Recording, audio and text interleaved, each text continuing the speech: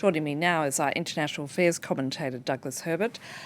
Silvio Berlusconi is just a junior partner in this coalition, but still looming large as ever. Large as ever, more than 30 years after he sort of stormed onto Italy's political scene. It's incredible, Annette, because you could ask, well, why are we talking about Berlusconi when the first female prime minister, the first that Italy's had in 150 years, is about to be installed? Why are we talking about this 86-year-old, this octogenarian who should be sort of long gone from politics? Because he isn't. He's a little bit, I've compared him to, say, Boris Johnson or Benjamin Netanyahu.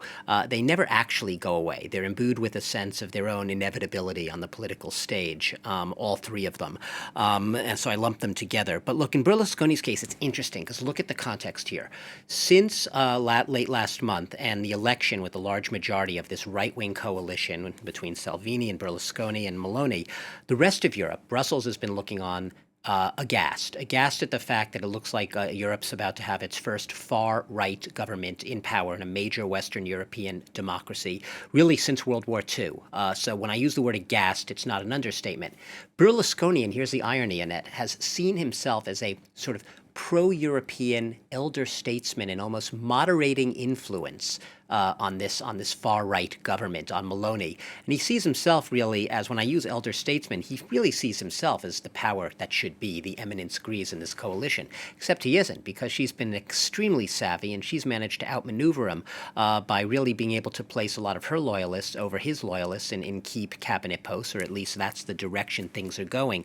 Berlusconi has pledged to actually, like I said, be the moderating influence here. But as you said in the introduction, it's hard to reconcile that sense of himself, that pledge to be the moderating pro-European influence, when you have him in these leaked comments affirming his great friendship with Putin, saying he's one of his 5 best friends in the world, exchanging Lambrusca and vodka bottles back and forth for their birthdays, and also calling the leader of the coalition, Meloni, the soon-to-be first female prime minister, in notes that were photographed and carried in one of Italy's papers, overbearing and arrogant. He's still there, and he is going to be a force to be reckoned with, even if he only got 8% in those recent elections, and her party got 26%. Having said that, and you pointed it out just now, Giorgia Meloni certainly is holding her own, isn't she? Yeah, she really is, Annette. And it's amazing because when I say she's outmaneuvered Berlusconi so far, she literally has done that by being able to sort of put her people in the key positions.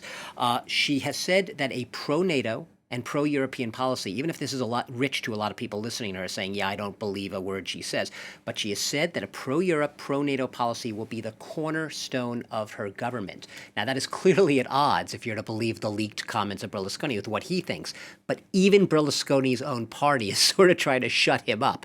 Their own party spokespeople have come out and saying, look, our party is also for showing solidarity with Ukraine. We have supported the Western sanctions against Russia, so trying to march in lockstep with the rest of the coalition. Berlusconi is a little bit rogue, even to other people within his own party.